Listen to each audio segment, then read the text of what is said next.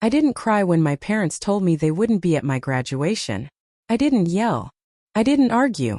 I just stared at the wall, listening as they explained that they had already booked a resort trip with my sister.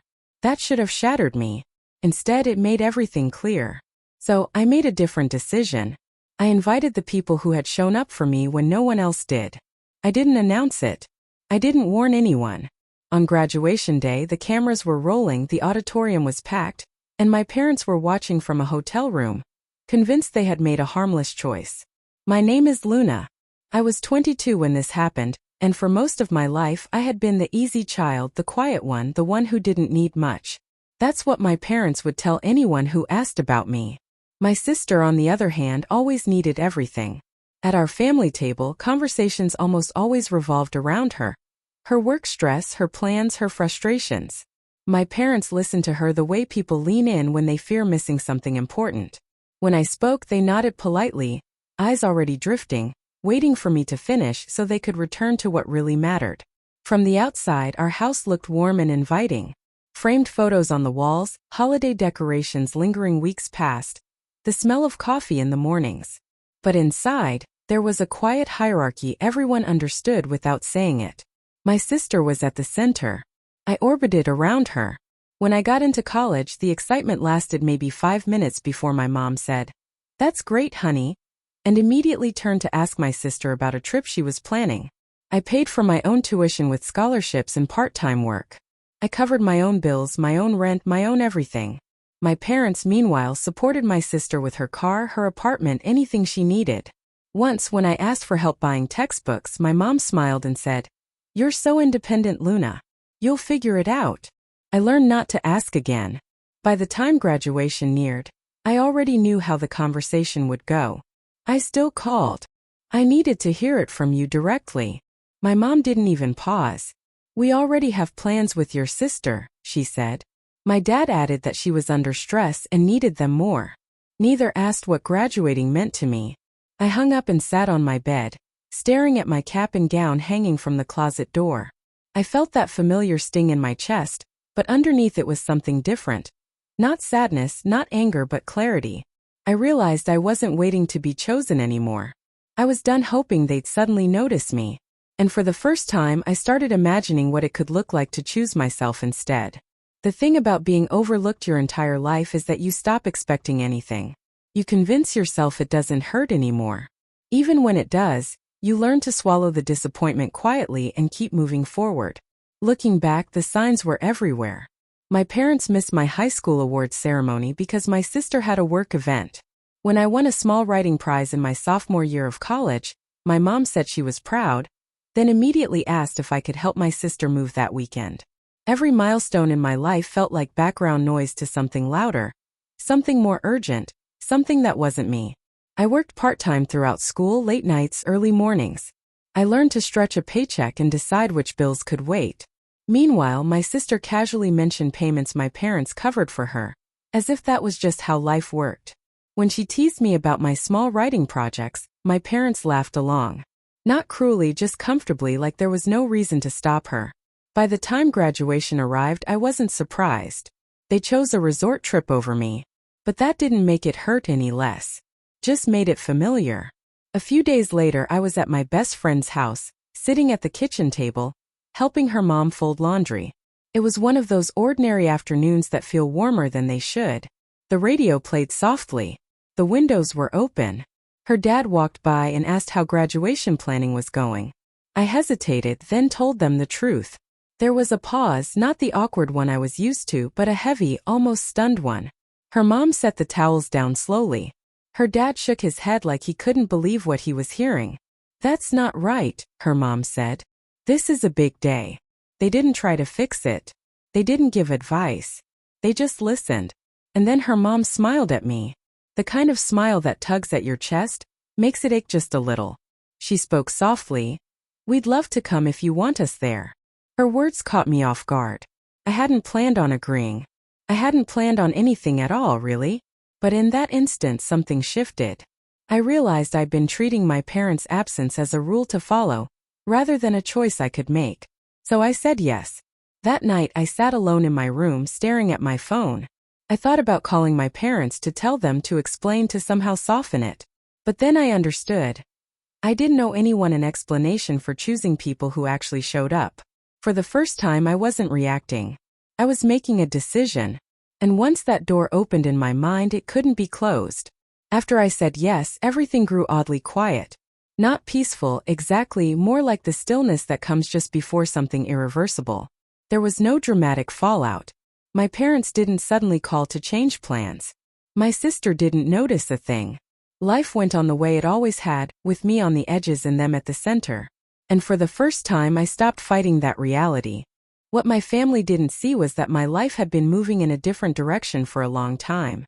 I'd been working quietly while at school, writing late into the night, revising scripts between classes, taking feedback, improving, learning to endure rejection without letting it hollow me out. I never spoke about it at home because no one asked. And eventually, I stopped offering information that would just be ignored. A few weeks before graduation, my manager pulled me aside after a long meeting. We were in a hallway smelling faintly of burnt coffee and printer toner. He told me that the project I'd been working on had progressed in a bigger way than expected, and that it would be publicly recognized. He asked if I'd be comfortable with that happening at graduation in front of the school. I blinked surprised. Then my mind went to the empty seats meant for my parents. Yes, I said. That's fine. I didn't tell my family, not to hide it, but because it never occurred to me to share good news with people who hadn't made room for it before. I completed the school forms. For the section labeled family guests, I listed the names of those who had checked in on me without being prompted. As graduation drew near, I expected anxiety. Instead, I felt grounded. I pressed my cap, laid my gown neatly, folding it over the back of my chair. When my mom texted a photo of the resort view, I stared for a moment before setting my phone face down. That night, I looked in the mirror and barely recognized myself. Not because my appearance had changed, but because I felt different. Lighter, steadier, more solid. I realized something I wish I had grasped years ago. Losing people who never truly showed up isn't loss, it's liberation. As I turned off the light and slid into bed, I knew the next day wouldn't just be about finishing school. It would be about who stood beside me when everything I'd built finally became visible. Graduation arrived without drama. No last-minute calls, no sudden change of heart. Morning light filtered through the curtains, soft and unhurried. As if the world wasn't holding its breath the way I was. I dressed slowly. The gown felt heavier than expected, its sleeves brushing my wrists as I adjusted it. My cap had tilted at first, and I chuckled softly to myself as I straightened it in the mirror. I no longer saw a girl craving attention. I saw someone who had completed something difficult. When we reached the auditorium, the space hummed with energy. Families filled the seats, hugging, laughing, snapping photos destined to either hang in frames or gather dust in drawers. I scanned the crowd out of habit, even though I already knew where my parents wouldn't be sitting. Then I spotted them. My best friend's parents were waving from the family section, her mom clutching a tissue, her dad grinning as though this were his own child's milestone. Warmth settled in my chest. Not sadness, not longing, but gratitude. As we lined up backstage, the lights dimmed and the music swelled. Names were announced. One by one, students walked across the stage. When it was my turn, I stepped forward, heart steady, hands relaxed. I shook the dean's hand and took my diploma, smiling into the applause. It was loud, sincere, and for the first time it felt like it was truly for me. I thought that would be the high point of the day. I was wrong. After the last name was called, the dean returned to the microphone. He paused, glancing toward the wings of the stage, then back at the audience. "Before we conclude," he said, "we have a special recognition from one of our industry partners." A ripple moved through the room. My pulse quickened, but I kept my expression calm, eyes forward. A woman stepped onto the stage, poised and professional. I recognized her instantly. She had been part of my professional journey for years, long before my family had ever asked what I spent my time on. She took the microphone, speaking clearly, confidently, the kind of voice that commands attention effortlessly. "One of your fellow graduates has contributed to a project that exceeded every expectation we had," she said. Her work had become the foundation for a major production now in progress. The room fell silent. I felt people shifting in their seats. She spoke my name. My legs wobbled slightly as I walked back onto the stage. The lights up close were bright, warm on my skin. I accepted the folder she offered. Her fingers pressed mine just enough to remind me to breathe. She described the project with precise, rounded figures, a substantial budget, a long-term opportunity, a commitment that could change my life. I didn't search for my parents in the crowd. I didn't need to. Then she said it. We would also like to recognize the parents who supported her throughout this journey. Time seemed to slow. A few murmurs swept through the audience. She didn't look toward the empty seats my parents would have occupied. She looked to where my best friend's parents Saturday. Would you please join us on stage? For a heartbeat they froze. Her mom looked around, confused, hand hovering near her chest. Her dad leaned in, whispering something I couldn't hear. I met their eyes and gave a nod. They rose. Walking up the aisle felt longer than my own walk across the stage. The audience watched, curious and uncertain. When they reached us, her mom was already crying. Not quietly, but openly, the kind of tears that come from being swept up in something you never imagined experiencing. She handed them an envelope and a framed certificate. Her explanation was simple: a recognition gift, a thank you for believing, for showing up, for being present. The amount was announced once, clearly, without any fanfare. The room reacted immediately. Gasps, applause, people standing. Her mom covered her mouth. Her dad draped an arm over her shoulders, eyes glistening. I stayed there, letting it unfold, letting the truth live in plain sight.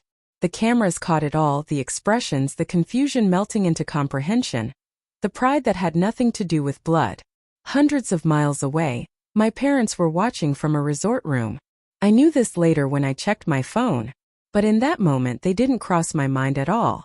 I thought of every night I'd worked alone, every bill I'd paid myself, every time I'd swallowed a story because no one wanted to hear it. And I felt a sense of completion. This was what showing up looked like. When the ceremony ended, the crowd spilled into the afternoon sun. My best friend's parents hugged me again and again, as if letting go might make it vanish. "We're so proud of you," her mom kept saying.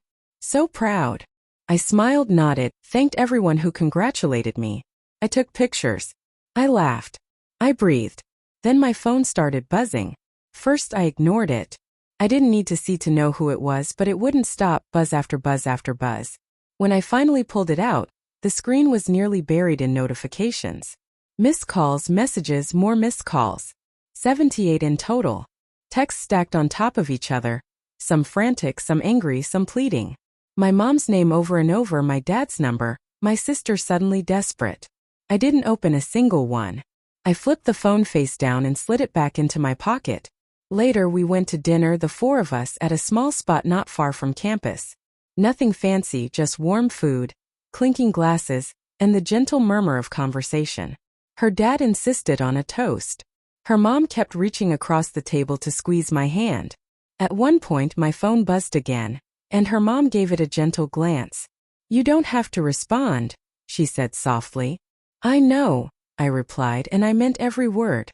The story spread far faster than I expected. Clips from the ceremony appeared online. Local media picked it up. People shared it, commented, debated, applauded. Some called it cruel. Others called it justice. I didn't get involved. My parents tried everything. They reached out to mutual friends. They left messages with extended family. My sister posted a public note about how proud she was, how she had always believed in me. It didn't land the way she hoped. People remembered old things. Screenshots resurfaced. Past comments, old jokes at my expense. The calls didn't stop. Neither did my silence. A few days later, my parents tried reaching me through a third party, asking for a conversation. They said there had been a misunderstanding, that they deserved recognition, that they were my parents. I listened as the message was passed along. Then I thanked the person and returned to my work, because here was the truth they refused to see. They weren't calling because they missed me, they were calling because they missed the moment. And that moment was already gone. In the days that followed, my life didn't implode. It settled. I returned to work, meetings, revisions, long hours that felt different now, not heavier, cleaner. The kind of exhaustion that comes from building something real. My best friend's parents checked in every morning, not to get updates, just to ask how I was doing. Sometimes I didn't know what to say, so I said, "Okay." And that was enough. My parents kept trying through relatives, through old family friends. They wanted to explain, to be acknowledged, to reclaim what they believed belonged to them. I never replied. My silence wasn't punishment, it was a boundary. Eventually the calls tapered off. The messages stopped. Life moved on the way it always does when you stop feeding the chaos. What surprised me most wasn't how calm I felt, it was how little guilt remained. I had spent years thinking that love meant endurance, that family meant tolerance. Now I understood something simpler. Love shows up. Family stays. And once you learn that, you don't unlearn it. Today, when people ask about my family, I don't hesitate. I talk about the ones who showed up, who sat in the front row, who chose me without conditions. Blood didn't make them family. Presence did. If you've ever been overlooked by the people who were meant to stand beside you, know this. You're not wrong for choosing yourself. You're not cold for closing a door that kept you small.